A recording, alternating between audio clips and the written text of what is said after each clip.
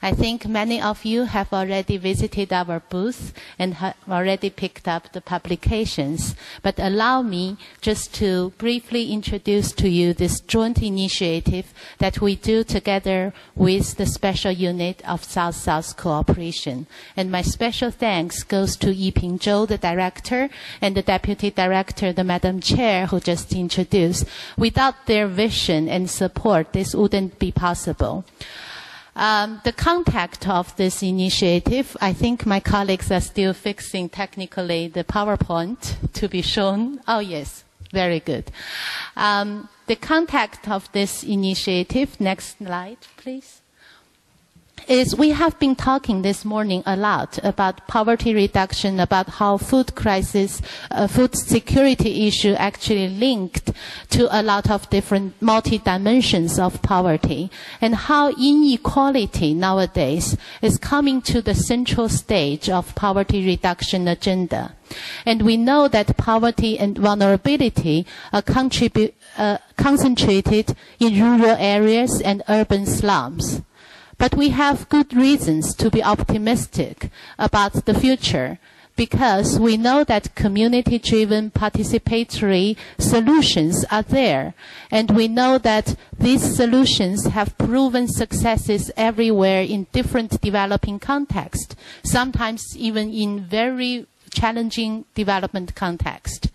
However, if we reflect on the development effectiveness agenda, what is really lacking today is no longer some successful pilots and island of success, but rather there is a lacking of systematic attempt to convert pilot initiative into some large-scheme programs that can benefit more people and that can have lasting transformational development impact. So what is needed today is really to understand how to make development approaches really in an integrated manner to make an innovation successful. Okay, thank you. Successful, but also how to scale up those innovations. It is one story to talk about a successful small initiative. It is a different story to talk about how to make a small success really have a larger scale impact. So in order to do this initiative, we had done some assessment of the needs in the countries through the country offices of UNDP. The feedback from the countries are very enthusiastic. So if you look at the slides, we have about 37 countries already feedback to us saying that they have identified a successful innovation and they have assessed political economic context and find opportunities that these innovations might be able to scale up within the country and in some cases across borders. Next. However, when we review all this interest expressed by the countries, we also find that countries are asking a question to us, saying that, yes, we're scaling up, and we have been talking about scaling up a lot. What do we really mean by scaling up, and how can we really scale up? What are the methodology reflections that we can learn? Learn from what? We think there are already recognized scaled-up successful development cases, so we should actually tap into the knowledge. That's why we are presenting, and also at our booth you will find the initial set of 5 case studies of China's Agricultural Special Task Force program, Costa Rica South-South Cooperation, contribution of national parks and biological reserves to the economic and social development, and also the famous Mexico conditional cash transfer program, and the Hasbank program in Mongolia, and also scaling up decentralized energy services in Nepal. These examples are telling us what do we mean by scaling up. It's not just about more beneficiaries, more participants in terms of quantity, but it's more about the quality of development support. It is more about reaching out to those who have been left behind, and it's about sustainability of results. The rice-based approach already offered us very good guidance about the standards of scaled-up development support. It needs to be, the services, if you say you scale up, it needs to be accessible, available, and of high quality. And the processes of scaling up development support need to follow the principles of non-discrimination, participation, and accountability. After examining those case studies about the processes of them being small and being large, what enabled the whole process, we find that often the case when the innovation was launched at the beginning, yes, it brings benefits to a number of participants, but often the time at the beginning, it also runs some political risks about the sustainability of this project. Sometimes it's about funding issues, sometimes it's about support. And until it might reach a tipping point and really generating some influence at institutional and policy-making level, then it becomes to gain the momentum and to be able to sustain. We talk about scaling up. It's not just about integration of different approaches. It's also about the local adaptiveness of those approaches. Next. When we talk about integration, a local innovation often the time is linking all aspects together. We heard a lot today about how different sectors should chip in and how it is about not only the supply side, but also about the measurement of performance, of accountability, and also how to establish national-local policy linkages, and how to give clear mandates to the local government and the funding, and how to participate partnership with civil society organizations and private sector. Also, we talk about the scaling up vertically. It is about the local community's solutions, but it's also about how those solutions can eventually speak to and feed into the policy-making processes, and how the macro-level policy-making can be translated well through effective implementation to really have an impact on the community's daily life, on their seeking for solutions for development challenges. So from those case studies, we distilled some knowledge which might be useful. These include the key enablers for scaling up process within the country. It includes political drive. It includes institutional policy and capacity space. It includes the national-local linkages. Political economy analysis are very important. Predictable medium-term financial commitments should be there, and monitoring and evaluation system are critical for evidence-based programming. Yes, we would like to show you that, scaling up after investigating all the case studies showed us that it's all about connecting dots, connecting the strategic dots in your specific development context. Different contexts may offer you different dots to really connect, different strategies to approach, and the pathways for scaling up are multiple. They vary in different contexts, but there are some commonalities of strategies that could be inspiring each other. Yes, these case studies will be further explained by the speakers from different programs, and we are very honored to have them here.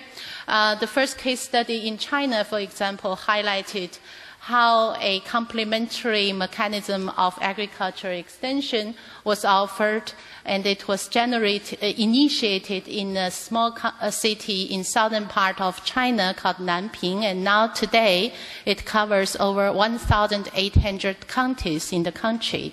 And this is really involved multi-sector collaboration. It is the Ministry of Agriculture, Ministry of Science and Technology, Ministry of Commerce, and 8 ministries working together, not only at the national level, but also at the local level. It's not just about policy making, it's also about coordination. So this program has now benefiting farmers and farming households to increase the income. And since China is strengthening its South-South collaboration with African countries, with Southeastern countries, Asian countries. So lessons learned from this program can be very good reference to the others. The next, in Costa Rica case, which will be explained in more detail by the General Manager of Fund Cooperation, it's scaling up not only within the country but beyond the country. Knowledge exchanges have happening actively between Benin, Bhutan, and Costa Rica. And here it's very important that we notice the culture of environmental reservation, and the collaboration with private sector, civil society played a very important role. Next, in Mexico, the classic conditional cash transfer program, we also find that good social policies can survive election cycles, and there you can find a very solid monitoring and evaluation system which provide the evidence, the knowledge base for program the continuation of policy making. And the next. Yes, that I would leave to, of course, the Deputy CEO of Bank to explain in more detail. In UNDP, we are all very proud of this transformational change. And in this program, we find that innovation is not just at the beginning of a program. Throughout the scaling up process, innovation and new services is always, adding the power to the engine of scaling up a program.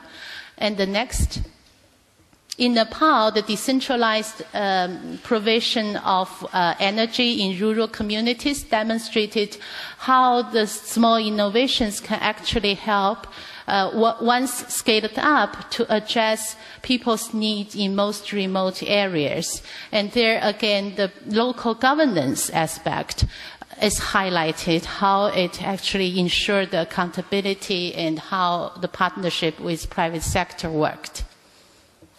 With all these case studies, I was the same, trying to propose for a global partnership jointly with Special Unit of South-South Cooperation.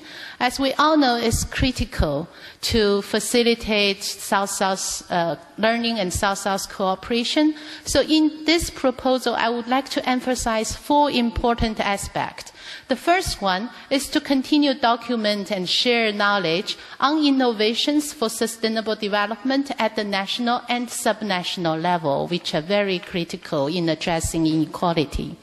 Secondly, to strengthen South-South and triangular collaboration and learning, not just on technologies alone, but on technologies and the enabling environment and the knowledge about policies and institutions, so that we can really scale up and really speed up our process progress towards MDG 2015 deadline.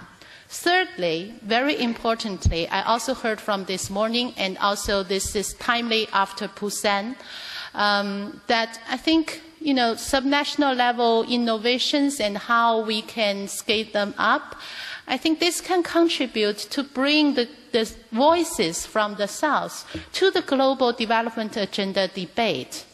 We heard so much highlighting messages from the Busan conference.